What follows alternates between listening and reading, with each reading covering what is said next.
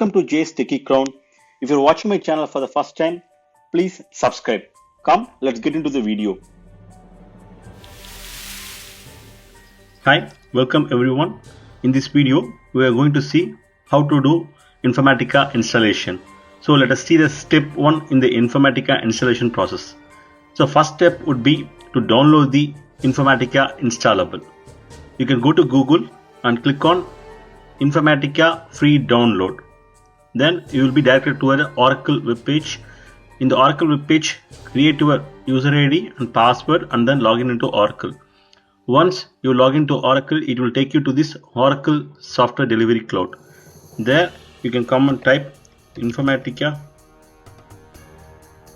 Power Center. So let us type Informatica Power Center and Power Connect adapters. So once you type on, click search.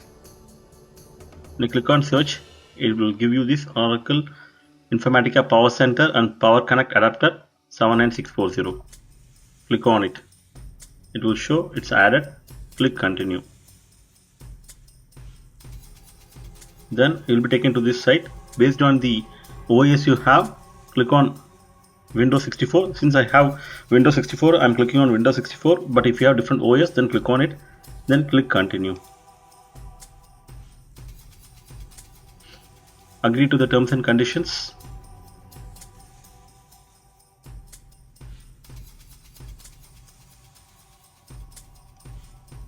Click continue.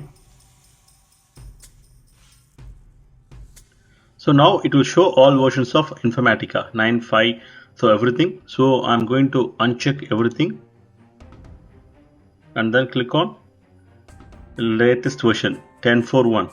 So part 1 and part 2, both for server and client installation, and click on download. Once you click on download, you will get an SSN created. So this SSN will be the file to download these things. So once you get this one, double click on this SSN file. Once it is downloaded, then it will start downloading both the files. I have already downloaded part 1. Now I'm downloading part 2. I'm doing it individually, but you can do both parallelly. So you can click on this and then click on download. It will create this SSN file. Once you have this SSN file downloaded in your machine, then double click on it. Then it will start downloading in your local machine. So once it is downloaded, you can extract both the files and then keep them ready for installation. So this is the step 1 in the installation part to download the Informatica installables. Let's move on to the step 2 of the Informatica installation. So before moving on to step 2, I just want to show you the file that is extracted. Here you can see part 1, which is already extracted here, and file 2 is currently in progress. So once it is downloaded, I will share it to my location, so it can be anywhere. I created under E drive. So once it is downloaded, you can just extract the folder and keep it ready for installation. So come, let's move on to step 2 of installation. So step 2 is you should have the user creations. So you should have done all the user creations for Power Center, repository service, and for integration service. So you should have the schema created in Oracle. So we have to do the user creation for all the repositories we need. So come, let's move on and see how to create the users in Oracle. Before we start with the installation process, what are the prerequisites we need as part of installation? Moving on to step 2, as I discussed before. So what are the prerequisites we need to check before step 2? So first thing would be Oracle installation should be ready before the step 2, and also SQL developer should be ready. So I have given instructions on how to install Oracle database and then how to install SQL developer tool in your machine. A description the link, please, in order to install in your machine by your own. So once after you check on the Oracle installation and on the SQL developer, then what are the next steps that we have to do as part of step 2? That would be to create connections to connect to the Oracle database as a sysdba. So that is the first step we have to do. And second thing would be, once we plan to do Informatica installation, we need to have the services created. So in order to create those services, we need to have separate connections created for those repository and integration services. So we should have a domain connection created and a repository connection created. In case if you plan to have separate users for different services, then we can go ahead and create number of services. For example, you can create a separate services for integration, repository, and if you are going to add TDM, then you can have a TDM service. In case if you're planning to have an IDQ, then you can add additional services and create multiple users accordingly. So once you create both of these connections as part of this Power Center installation, then the third step would be to grant all the required privileges to those two connections. So come, let us see how to create connections. As we have already installed SQL Developer, so it will be much easier to create those connections using SQL Developer. Come, let us see how to create those user connections here. So here in SQL Developer, you can see that I have created the Oracle DBA, which is connected through sysdba. You can see that sys at Oracle DBA, and it is connected through sysdba connection. Come, let's move on to creating those other two connections.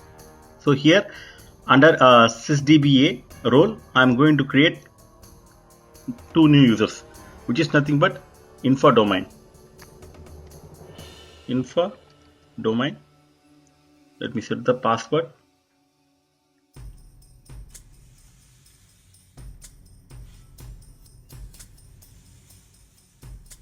So now I'm typing up the info domain password, and default space would be temp, and temporary table space default space would be users, and temp space would be temp. So once you have configured these informations, then you have to give the roles. Basically, we used to give all the admin default role connections for connect admin, connect as default. So it's granted for connect and for DBA, and next one will be for resource here. So it'll be much easier to do here, or you can write a command and then you can do the same in SQL Plus as well. So give unlimited quota to the user space. Then you can see that SQL created with all the grant privileges. So you can click on apply. There is some error. Invalid common user or RAM. Just a minute. So I tried altering the script through an DBA privileges, and let's see now whether it is working fine or not. Let me go and click apply. Yeah, again getting the same error. I think it is not working. Let us try to fix the same. So I fixed the error, and I just tried running through SQL Plus, and you can see that the user is created, and then I tried running all the privileges. So altered user info domain quota on users, altered grant DBA to info domain, grant connect to info domain, and grant resource to info domain. So alter user info domain. So I read all the permissions and everything is altered. Everything is working fine. Now let's go and see if info domain is created, and let's try connecting it through SQL Developer. And let me go here and try creating info domain.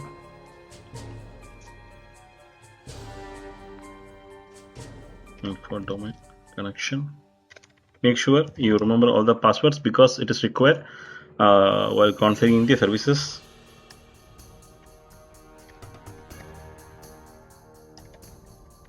For domain.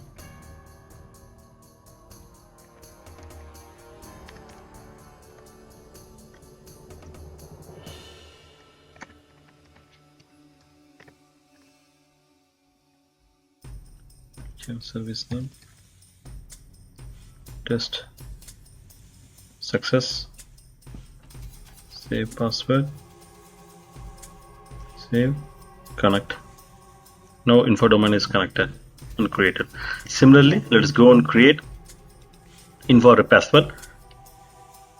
Let me go here. Go to other users. Create user. Info repo.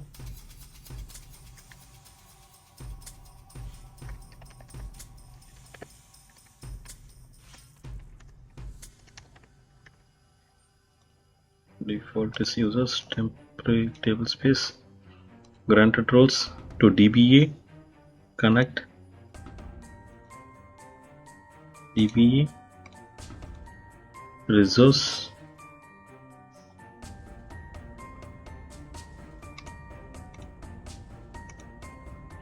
quotas to users, and then let's go to the SQL, and we have the SQL. So let's try creating this in this one. User created. I'm not sure if there is some error over there, but here it is working fine. So then I'm running all the scripts one by one. You can see here it's altered. Grant fine. Grant connect to info repo fine. And succeeded. Yeah. So everything is done. Come, let's now go and connect to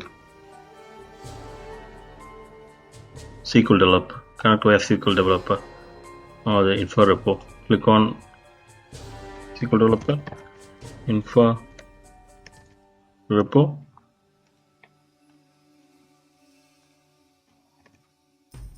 info repo.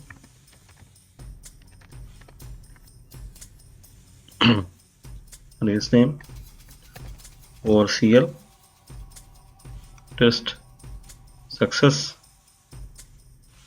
save password, save, connect. So we have inform. So now we have all the connections created for installation. So now the step 2 is completed. If you want to have multiple users for different services that we are going to configure, then we can go ahead and follow the same process to create new connections. Come, let's move on to step 3.